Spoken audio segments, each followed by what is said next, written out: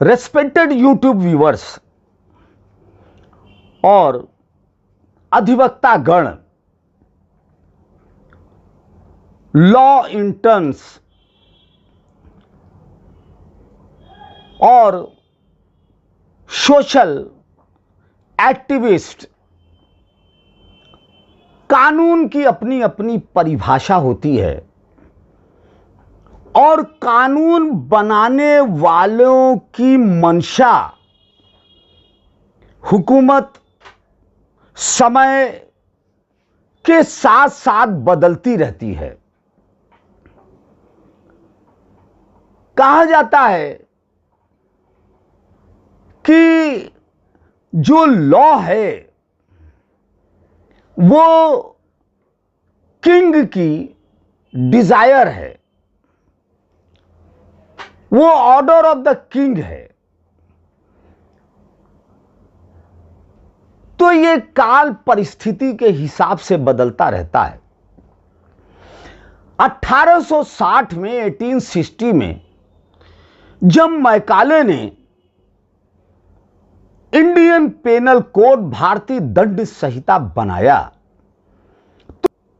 तो अंग्रेजों को भारत पर हुकूमत करना था। उन्होंने कॉलोनियल लॉ बनाया और इस तरह से कानून बनाया जिसमें ट्रांसपोर्टेशन तक का प्रोविजन था, डेथ सेंटेंस का प्रोविजन था, लाइफ इंप्रिजनमेंट का प्रोविजन था।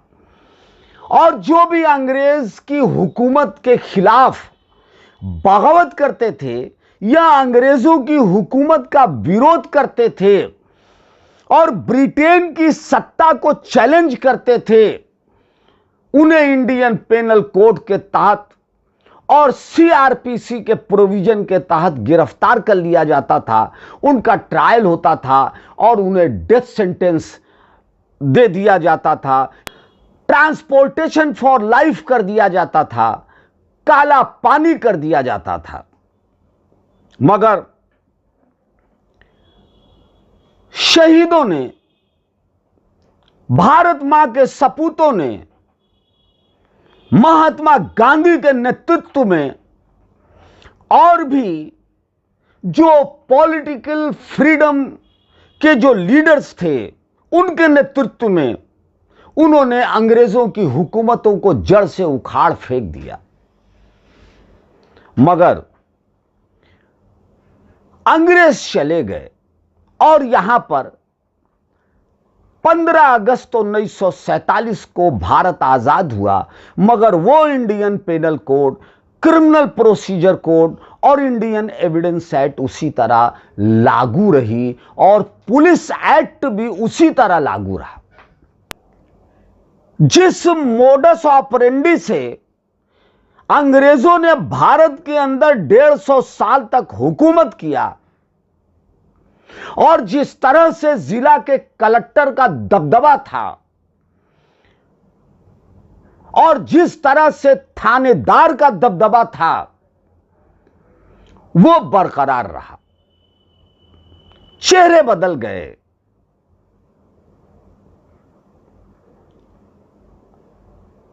मगर जब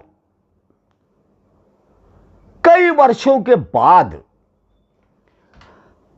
भारत में Indian penal code, criminal procedure code और इंडियन एविडेंस एक्ट के जगह जब भारतीय न्याय संहिता 2023 इंडियन पेनल कोड की जगह लाई गई तो इस बात की उम्मीद की जा रही थी कि ये जो भारतीय न्याय संहिता 2023 जो 1 जुलाई 2024 से लागू हो जाएगी, इफेक्टिव हो जाएगी, वो रिफॉर्मेटिव होगी।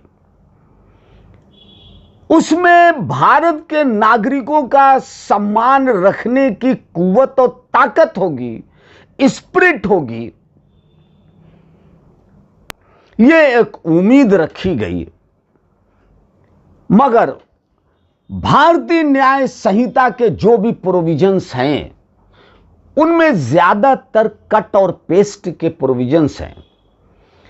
चैप्टर 1 के बारे में मैंने अपने पार्ट 1 वीडियो में बनाया और इस वीडियो में चैप्टर 2 के बारे में हम पॉजिटिव और क्रिटिकल एनालिसिस करेंगे। ये जो भारतीय न्याय संहिता BNS है, ये सेक्शन 4 ये पनिशमेंट के बारे में ये बताता है।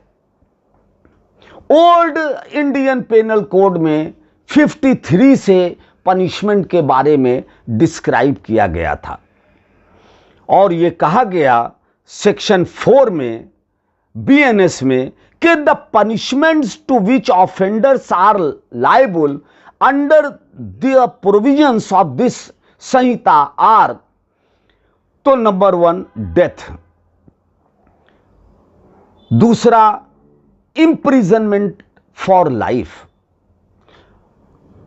कोई भी व्यक्ति जो इस तरह का ऑफेंस करता है जिसमें सजा मौत तक दी जा सकती है, सजाए मौत दी जा सकती है, तो उसको डेथ की सजा दी जाएगी, सजाए मौत की सजा दी जा सकती है। और जिन ऑफेंसेस में यदि कोई ऐसा जुर्म किया जिसमें उम्र कैद की सजा का प्रोविजन है, तो वहां उम्र कैद की सजा दी जा सकती है।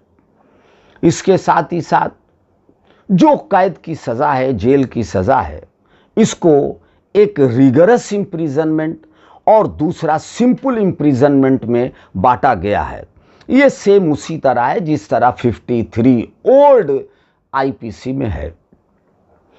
इसके साथ ही साथ फॉर फीचर ऑफ प्रॉपर्टी के जो प्रॉपर्टी है, संपत्ति है, उसको कुर्क किया जा सकता है और फाइन की भी व्यवस्था की गई है, या जुर्माना भी लगाया जा सकता है, या सजा और जुर्माना दोनों किया जा सकता है।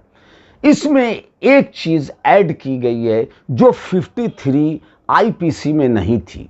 इस BNS में यह एडिशन है कि कम्युनिटी सर्विस, कि अगर न्यायालय यह समझता है कि जो मुल्जिम है उसको कम्युनिटी सर्विस का पनिशमेंट दिया जाए, कि वो अगर टीचर है तो किसी स्कूल में बच्चों को पढ़ाए,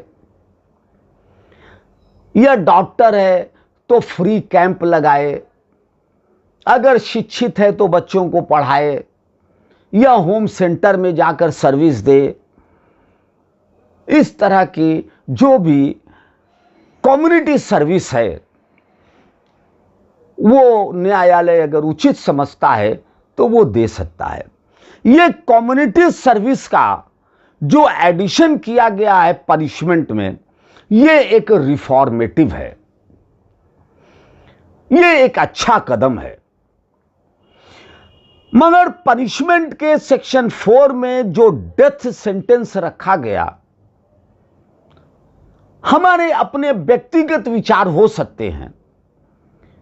मैं ये नहीं कहता कि मेरे ये विचार सही हैं, गलत भी हो सकते हैं दूसरों की निगाह में, मगर इस बात की उम्मीद की जाती है कि जब हम कॉलोनियल हुकूमत से बाहर आ गए हैं और हमारा अपना मुल्क है, अपनी आजादी है, तो डेथ सेंटेंस को खत्म कर देना चाहिए और डेथ सेंटेंस को extreme rarest of the rare case में, जहां देश की सुरक्षा को खतरे की बात है, जहां हाईली टेररिज्म की बात है, उसको छोड़कर जनरल जो ऑफेंसेस होते हैं in the heat of passion, ये जो भी ऑफेंस होते हैं 302 हो, तो उसमें डेथ सेंटेंस नहीं देना चाहिए, बल्कि डेथ सेंटेंस की जगह इंप्रिजनमेंट फॉर लाइफ देना चाहिए, क्योंकि जो एक्सपीरियंस्ड विवेचना अधिकारी हैं, जो स्टैंडर्ड ऑफ इन्वेस्टिगेशन को समझते हैं, जो फौजदारी के एक्सपीरियंस्ड लॉयर्स हैं, ये सोसाइटी के वो लोग जो कानून के मकर जाल को समझते हैं, वो ये जानते हैं कि बहुत से लोगों को फॉल्सली इंप्लीकेट कर दिया जाता है ड्यू टू अल्टीरियर मोटिव और एनिमिटी के तहत। बहुत से ऐसे केसेस आते हैं जहां कि वो मुलजिम स्पॉट पे रहता भी नहीं, वह अबेटर भी नहीं है, उसको जानकारी भी नहीं है घटना की, वह कहीं और है और एफआईआर में उसका नाम आ जाता है, कहीं ललकारने में आ जाता है, कहीं मारने में आ जाता है, और एक के बाद एक जो रूलिंग्स आई वो ये आई कि साहब single I witness is sufficient for conviction, only injured witness is sufficient for conviction, the conviction can be based only on the testimony of injured witness। किसी इंडिपेंडेंट विटनेस की जरूरत नहीं है, किसी कॉरबोरेशन की जरूरत नहीं है। ऐसी स्थिति में जहां स्ट्रेट जैकेट है और ये रूलिंग्स लगातार 1970, 80, 90 के बाद बदलती चली गई और ऑनरेबल सुप्रीम कोर्ट और वेरियस हाई कोर्ट्स ने जो क्रिमिनल केसेस का दायरा था डिफेंस का, उस दायरे को संकुचित करना शुरू कर दिया और एक्यूटल के चांसेस जहां कम होने लगे, ब्लीक चांसेस होने लगे और नैरो पैसेज हो गया डिफेंस के लिए। ऐसे स्थिति में यह एक खतरनाक बात होगी, इसलिए कि जब जान देना प्रकृति का काम है तो जान लेना भी प्रकृति का काम है, उसी के हवाले कर देना चाहिए। और अगर लाइफ इंप्रिजनमेंट है तो वो काफी है, वो जिंदगी भर जेल में रहेगा, कम से कम जिंदा तो रहेगा, कभी वो पैरोल पर छूटकर कुछ दिनों के लिए अपने बाल बच्चों परिवार से मिलेगा। तो ये human face, human values society में होना चाहिए। इस तरह से स्ट्रेट जैकेट फार्मूला नहीं अपनाया जा सकता। और हम जानते हैं कि इन्वेस्टिगेशन में लैचेस होते हैं, हम जानते हैं कि ट्रायल कोर्ट्स के समक्ष क्या क्या परेशानियां हैं। एक जज के हाथ बंधे हुए हैं, वो फैक्ट्स से बंधे हुए हैं, गवाही से बंधे हुए हैं। न तो प्रोसिक्यूशन को जो लीड करता है पब्लिक प्रोसिक्यूटर, न तो वो घटना के समय रहता है, और न तो प्राइवेट काउंसिल जो पब्लिक प्रोसिक्यूटर को असिस्ट करते हैं, न वो मौके पर रहता है घटना के समय, न जज मौके पर रहता है घटना के समय, और न डिफेंस के काउंसिल मौके पर रहते हैं घटना के समय। ऐसी स्थिति में सॉलिटरी विटनेस पे बिना किसी कॉरबोरेशन के, इंजर्ड विटनेस पर बिना किसी कॉरबोरेशन के डेथ सेंटेंस देना यह मुनासिब नहीं समझ में आता है। और इस पर सुप्रीम कोर्ट और वेरियस हाई कोर्ट्स को इस पे गौर व फिक्र करना चाहिए और डेथ सेंटेंस को रेयरेस्ट ऑफ द रेयर बना देना चाहिए। ऐसा रिफॉर्मेटिव लॉ होना चाहिए। सेक्शन 4 में लाइफ इंप्रिजनमेंट टिल डेथ कहा गया कि life imprisonment means till death. Commutation of sentence, ये कट पेस्ट है उसी तरह का सीआरपीसी में, और इसमें यह कहा गया कि the appropriate government may without the consent of the offender commute any punishment under the Sanhita to any punishment in accordance with section 474 of the Bharatiya Nagarik Suraksha Sanhita 2023। Section 6 fraction of terms, old section IPC में 57 में इसको explain किया गया है कि fraction of terms of punishment कैसे होगा, calculate कैसे किया जाएगा। Mohammad Arif versus supreme court of India 2014 SCC criminal 408 page 408 पर यह कहा गया कि a sentence of life imprisonment means entire life and not merely 14 years in jail. कि लाइफ इंप्रिजनमेंट का मतलब कि इंटायर लाइफ वो जेल में रहेगा, नॉट 14 ईयर्स। सुप्रीम कोर्ट में इसमें कई रूलिंग्स है कि अगर इतने साल तक सजा किसी ने काट लिया तो उसको छोड़ा जा सकता है, उसके सेंटेंस को कम्यूट किया जा सकता है।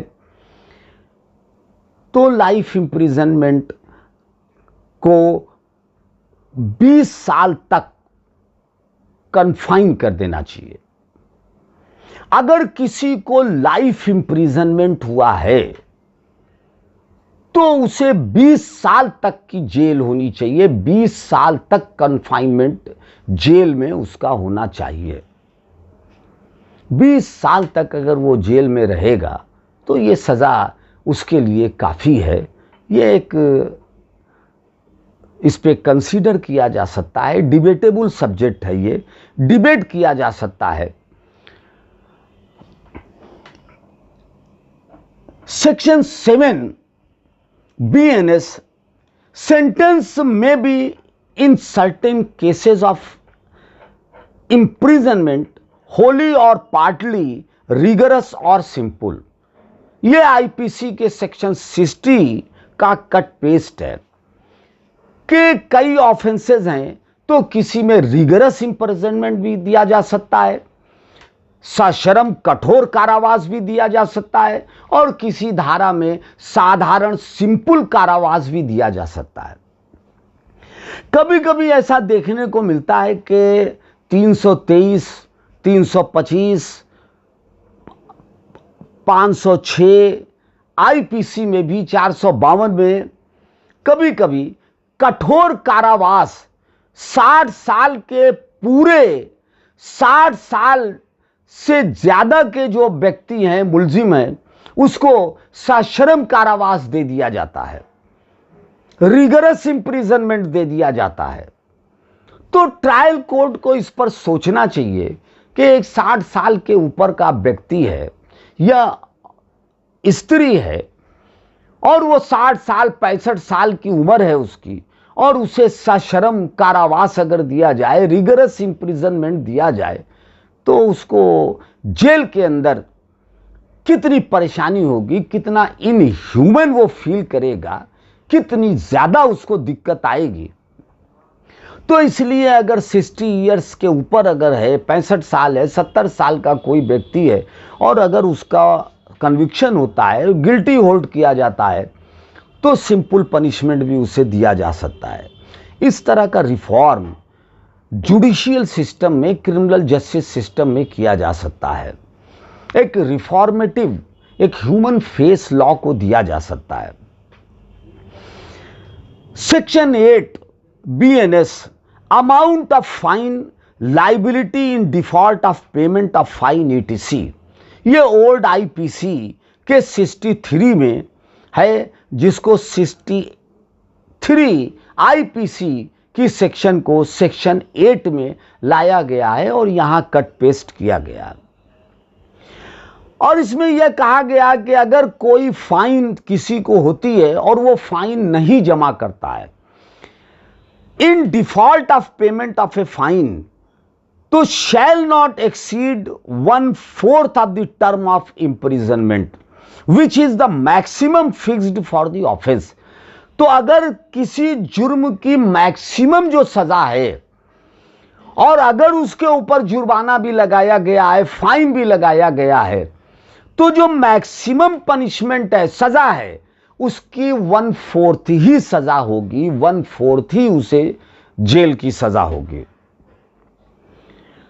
और इसमें कम्युनिटी सर्विस के बारे में भी रखा गया है कि अगर कोई गिल्टी होल्ड होता है और अगर पेटी ऑफेंसेस हैं, इस तरह के ऑफेंसेस हैं जो बहुत ही सीरियस नहीं है, हीनियस नहीं है, तो उसमें कम्युनिटी सर्विस भी दी जा सकती है। सेक्शन 8 जो इंडियन पेनल कोड का सेक्शन 70 है, उस सेक्शन 70 को यहां सेक्शन 8 में रिप्लेस किया गया है। इस सेक्शन में यह बताया गया कि the death of the offender does not discharge from the liability any property which would after his death be legally liable for his debt.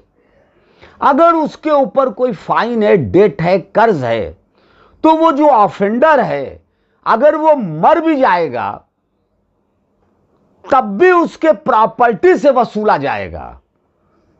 अगर कोई फाइन इंपोज की गई है, अगर उसके ऊपर डेट है, अगर उसको फाइन इंपोज है, तो अगर वो ऑफेंडर, वो कैदी अगर मर भी जाता है, तो अगर उसके नाम की कोई संपत्ति है तो उस संपत्ति से वो फाइन वसूला जाएगा।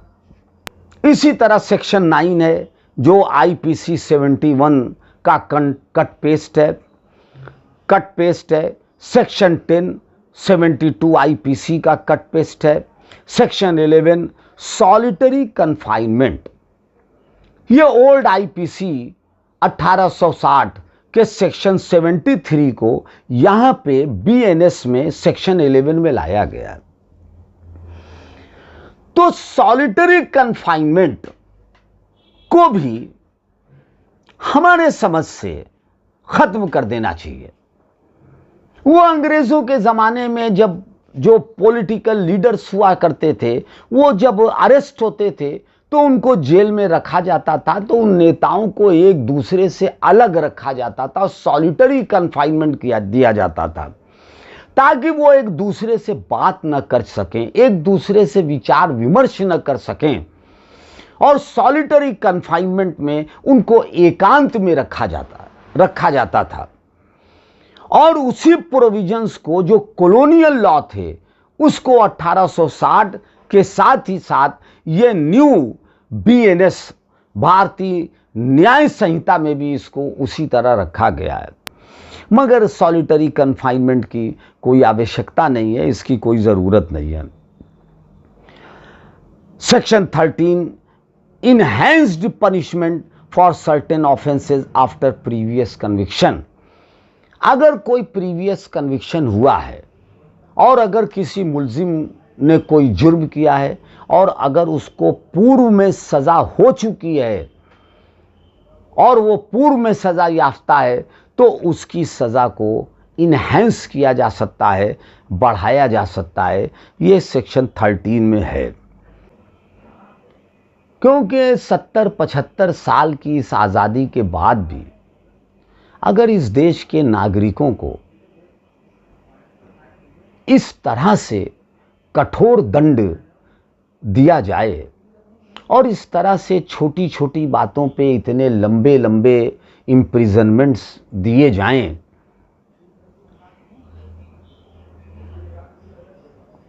इसमें प्रिकॉशन बरतनी होगी। इसमें जो विवेचना का स्टैंडर्ड है, उस विवेचना के स्टैंडर्ड को कोशिश करना चाहिए उसमें कमी ना हो, वो साइंटिफिक इन्वेस्टिगेशन हो और इस तरह की इन्वेस्टिगेशन हो कि कोई बेकसूर के खिलाफ चार्जशीट न लगे। मगर जो समाज है, सोसाइटी है, पुलिस एक्ट है, अभी पुलिस रिफॉर्म्स नहीं लागू हुआ इंडिया में। ऑनरेबल सुप्रीम कोर्ट ने बार बार नोटिस सेंट्रल गवर्नमेंट को और स्टेट गवर्नमेंट्स को दिया, मगर उसके बाद भी पुलिस रिफॉर्म्स नहीं लागू हुए और पिटीशन अभी भी पेंडिंग है ऑनरेबल सुप्रीम कोर्ट के समक्ष। और हमारे ट्रायल कोर्ट्स के जो जजेस हैं, जो लॉयर्स हैं, उनको भी ट्रेनिंग देना होगा, स्किल्ड उनके स्किल्ड को और डेवलप करना होगा, उन्हें साइंटिफिक ट्रेनिंग देना होगा, साइकोलॉजिकल ट्रेनिंग देना होगा, फिलॉसफिकल ट्रेनिंग देना होगा, उनके अंदर पॉलिटिकल समझ पैदा करना होगा कि किस तरह से एक राजनीतिक पार्टी अपनी राजनीति के लिए, अपने पॉलिटिकल पावर के लिए किस तरह से दूसरे पॉलिटिकल पार्टीज के लोगों को फॉल्सली इंप्लीकेट करती है और किस तरह से स्टेट मशीनरीज लॉ का मिसयूज करती है। इन सारे क्यूमुलेटिव सर्कमस्टेंसेस को सोचना होगा, तभी हमारा क्रिमिनल जस्टिस सिस्टम ट्रांसपेरेंट होगा, रिफॉर्मेटिव होगा, ह्यूमन फेस होगा और इस देश की जनता का कानून पर विश्वास बढ़ेगा। Thank you very much.